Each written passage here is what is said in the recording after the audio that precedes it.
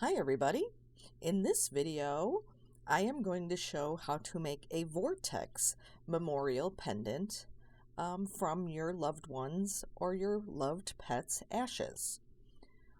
This is also a video on how to do a Vortex pendant in general, but I'm incorporating ashes for this video. And just an FYI, the ashes do get pretty bubbly in the piece, so you just need to be patient when working with them.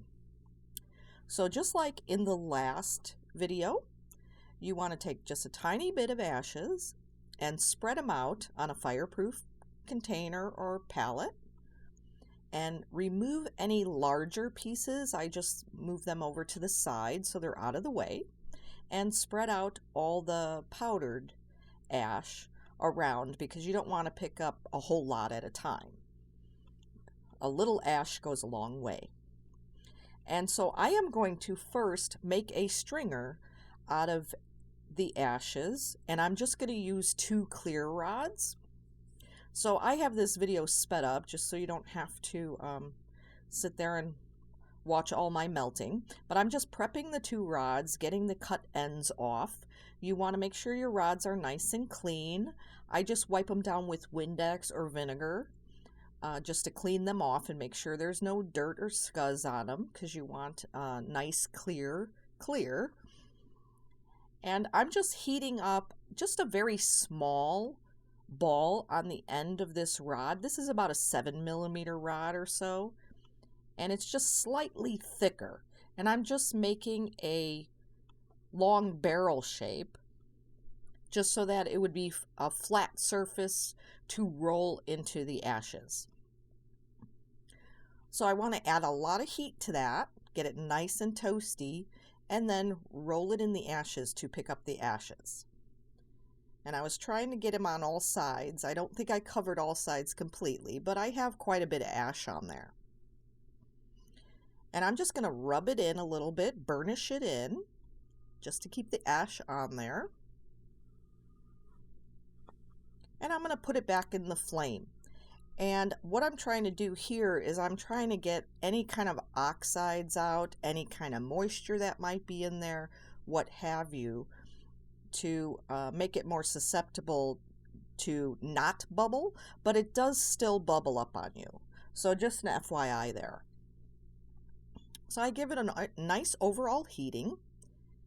Then I'm going to make the barrel shape again.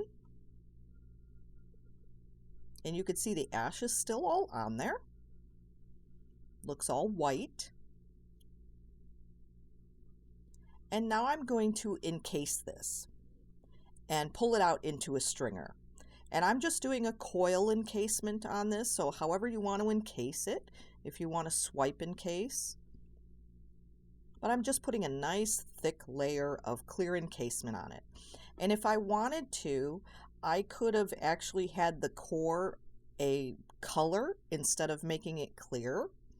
So if you have a specific color in mind that you want to use, you can use that underneath your stringer, or I mean underneath your ashes, or you can just use clear, which is a good idea to use if you're going to make multiple pendants for multiple family members and everybody wants a different color.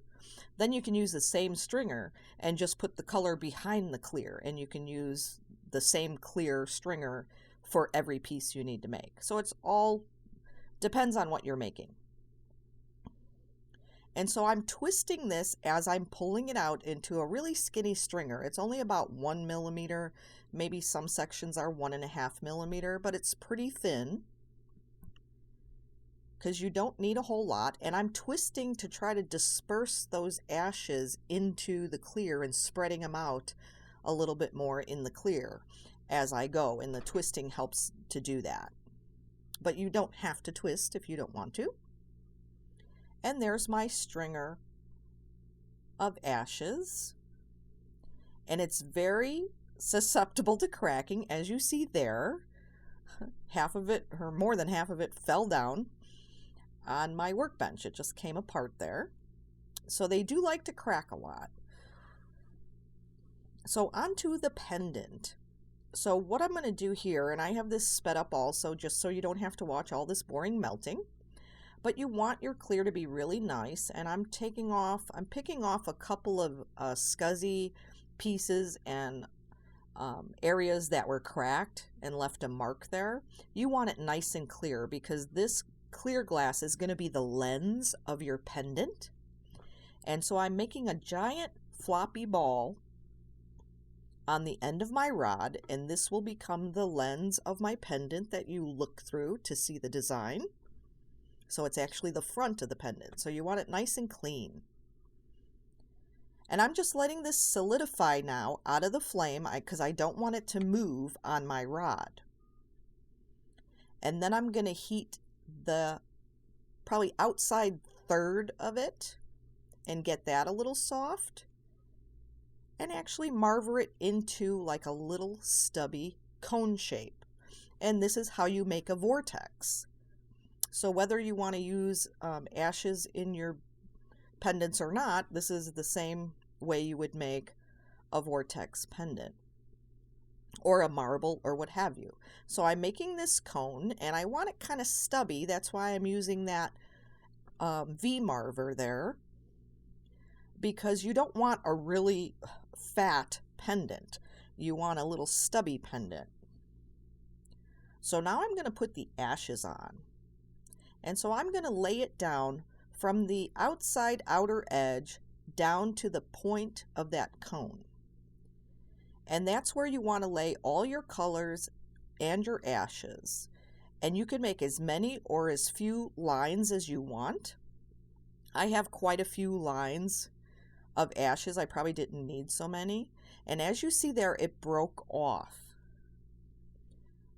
So when that broke off, I just solidified it with my tool and then pulled it down to the point because it was almost at the point but not quite. So you're going to have this issue most likely of your stringer wanting to pop apart like so. And as you see, I have it really far back in my flame.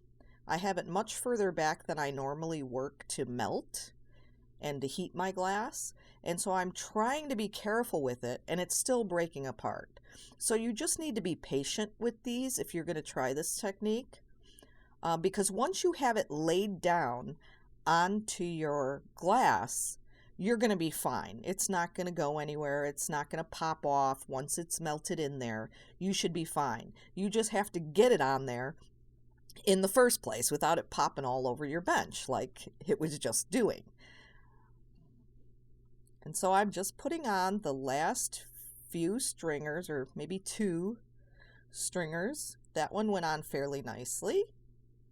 And then that one broke off, but I'm going to just adhere it on with my tweezers, straighten it out a little bit, push them down, and take off that extra that I have there. And you can use these little pieces that pop off, you can use in another pendant. So you can always use those, so you don't want to throw those away. And so I'm just straightening these up, and it depends on how much of the ash you want to put in your pendants. You could put just like 2 or 3 stripes, or you could put several. I put quite a few stripes on this pendant just to show you how touchy it is, basically. So I did put quite a bit in here, and I probably didn't need that many stringers of the ash glass there. So I have it basically back into the cone shape. It's not totally melted in, but we're good now. It's not going to crack on me now, so you don't have to worry about it anymore. And now I'm going to put my stripes of color. So I have some purple, blue, red, and orange there. And it's whatever colors you want to use. And I'm striping them down the same way I did the ashes, and just putting them around like 5 or 6 stripes around, using different colors, so whatever colors you want. And I'm leaving a gap between each color because I'm going to add black to the background, and most of the ash colors, or most of the ashes in there, are going to be backed by black, even though some of the colors are overlapping the ashes also. And so you're going to be able to see the ashes no matter what color you use. But of course, since the ashes are white, the black background behind them would, of course, make them pop a lot more. You'll be able to see them a lot more and notice them. But basically, any color, it will still show the ashes through your pendant. So it's whatever colors you want to use. And so I had a lot of extra at the tip of the cone there. I had a lot of extra glass left over from melting it down there. And so you just pull that off, and then I'm melting these in. So I'm melting the stripes in, at least somewhat, and I'm rolling it into a cone shape, but there's still extra glass at the bottom because the cone is now bigger than it used to be and longer than it used to be. So there's extra glass at the bottom, and I'll pull that off later. So now I am going to just put a thin black encasement around. I just want to fill in behind the ashes and between the other colors. Just want to fill them in so that the color won't spread all the way throughout the clear glass and cover it. I wanted to have some black peeking through, and so I'm putting on just some thin stripes of black for now, just to fill in those gaps. And then I'm going to melt it all down again. And you can see there's extra black at the tip there. See, and I'm going to pull that off a little bit, and there's still extra there.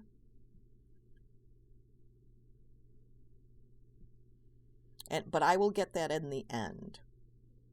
And so now I'm heating in all this glass, but I'm also heating a little bit of the clear. I'm rolling it on top of the flame because I want to heat up all that color, all the ashes, but not necessarily the clear all the way to the core. So I'm rolling it kind of up on the top of the flame, and I'm mostly getting the fat section. You can see that's glowing bright yellowy there, while the rest is still orange, because that's the fatter part. And now I was tilting it a little bit to get down the cone a little bit, and I'm going to twist it. So I take it out of the flame and I twist it with my hands in opposite directions. And you twist as much as you feel you want a twist. So you can have it a really tight twist, you can have it a kind of loose twist, but it's whatever you're happy with. And I'm trying to show it here. You could kind of see that it's twisting inside, that it's twisted there. And once you're happy with the amount of twist you have, then pull off your bottom rod again. And I'm going to finish twisting up the bottom because there was too much glass at the bottom, and the twist doesn't come all the way to a point at the center of the back because there's too much glass there at the bottom section. So I'm going to pull that off, and while I pull off, I'm going to twist the glass in the same direction you were twisting before. So the twist continues in your vortex until all your colors come together at a pinpoint in the center back of your pendant. And so I'm trying to show, it's really hard to see here, but I'm trying to show that twist in there. It's really, really hard to see, but you'll see it better at the end. So now that I got that all twisted up and my glasses pointed at the end, now I need to make it a round pendant. So I'm going to add more black glass.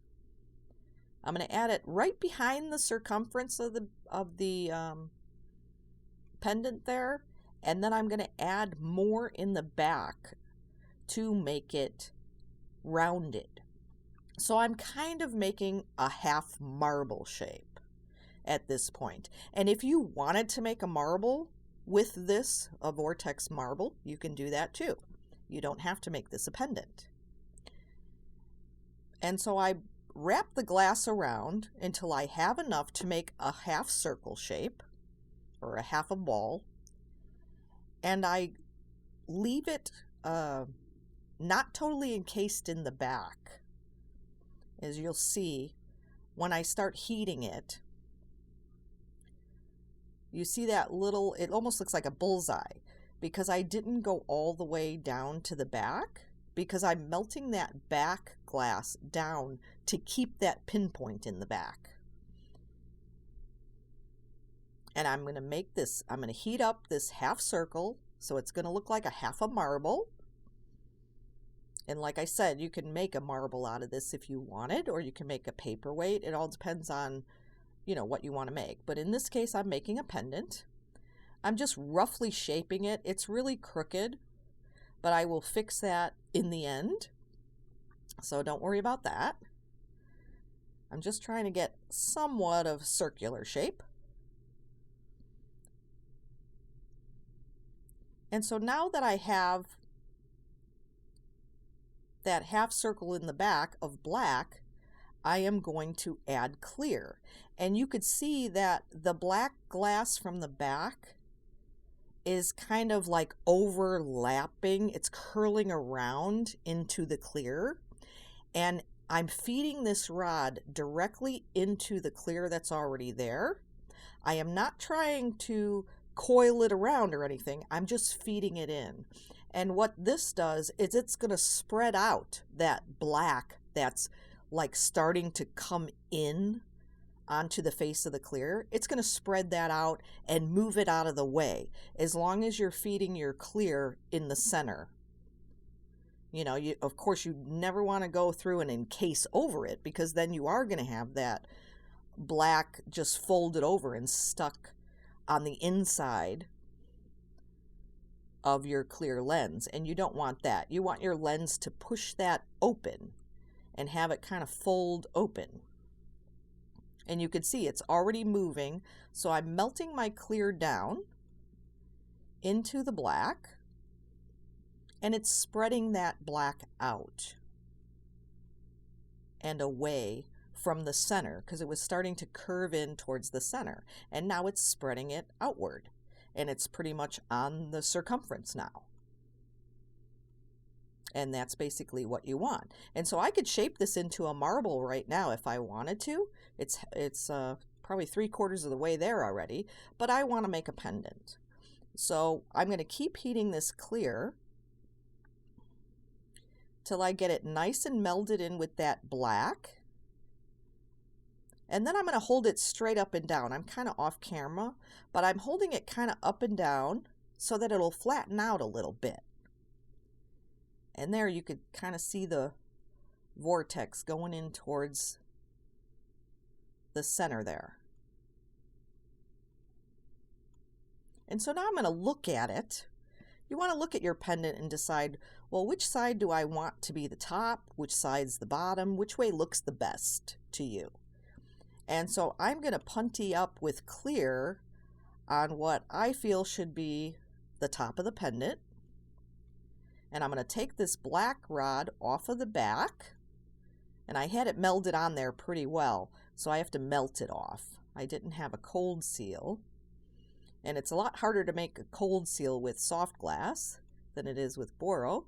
But I'm just going to get the excess off. And that's one reason why I'll use the same color as my background, or the same color as my foreground, or whatever it is so that if you do leave some extra glass behind, it's the same color. You don't have to worry about it. And so now I'm going to straighten this up. I'm going to actually melt down the black. The black was a little lopsided in the back, and so I'm holding it vertically up and down so that the black will flow downward and make it more even in the back. And so now it's pretty much even in the back. And now I'm heating the top section of the bead, or of the pendant. I'm heating the whole top section because I want that to blend down into the clear rod a little bit and make kind of a stubby teardrop shape. And I could heat this a lot and make it a really elongated teardrop. I could do that, but I just want a little bit of a teardrop. And if I wanted to leave this round, I wouldn't be letting it flow down at all. I would just have pulled off, once I had it straightened out, I would have just pulled off the clear rod at that point. And so now I have a slight teardrop shape to it. And now I'm going to remove that black glass at the bottom in a minute. I'm trying to straighten out the one side because it was sticking out further than the other. But I'm going to remove that black rod, get that little excess nub off, and I'm going to heat this whole bottom section and finish smoothing out the shape until I'm happy with it. I want a really stubby teardrop shape. So it's whatever shape you want. If you want it more elongated, if you want an actual round ball, it's whatever shape you want. And so I have my little teardrop kind of shape. And it looks pretty good. And now I'm going to finish it off with some decorations on the surface, which I'm just going to put dots of black to go with the black background. And to keep them even, I'm going to start at the very bottom and then do 2 on the sides, and then I'll do the in-between dots just to try to keep them evenly spaced. So I'll do 1 directly on one side, and these are a little smaller than the bottom dot. And I'm making sure I melt it in at least halfway. You don't want any undercuts on your dots because they can break off later on down the road. You want to make sure they're melted in at least halfway so it looks like a half circle on your, or half a ball on the surface of your glass. It could be less, but having it more where it curves under before meeting your base bead or your base pendant is an undercut, and those can actually snap off or break off later. Needed to add a little bit more glass to that one side because it was a little smaller of a dot. I'm trying to keep all my dots even, but they get gradually bigger. The further down to the bottom, they get bigger and bigger until the bottom one is the biggest dot. So I have 2 smaller dots at the top. Even those out. And now I'm going to punty this up at the bottom with my black rod again, just in case I leave some extra behind. It'll be fine. And now I'm going to make my bail. So I'm almost done with this, and it broke off. So I'm holding it straight up and down so I could keep my pendant straight on the rod, so I can actually keep my bail straight. So the straighter you have your piece along your rod or your mandrel or whatever, the straighter you have your piece, the easier it is to make things even. So I'm just heating up a little more. I didn't have quite enough glass there for my bail, so I'm adding a little bit more clear for my bail. Making sure I keep my pendant warm. I don't want it to crack at this point because I've already put so much work into it. You don't want it to crack at the end because that's usually when it cracks, is at the very end. And so now I'm going to flatten the bail a little bit to prep it for putting the hole. So just a little squeeze there, make it a little bit flat. And then I'll use my Peter's tweezers to poke the hole. Heat it up on both sides. Pinch it a little bit so I set my hole. And then I wiggle it back and forth until I can break through, which I didn't quite break through, so I need to heat it one more time. And I'm going to break through that time. See, and I can wiggle them back and forth, and I have a little tiny hole in there. Very small. And so now I can take my dental tool and poke it in there, heat it up, poke it in there, and widen the hole till you have it as big as you want it.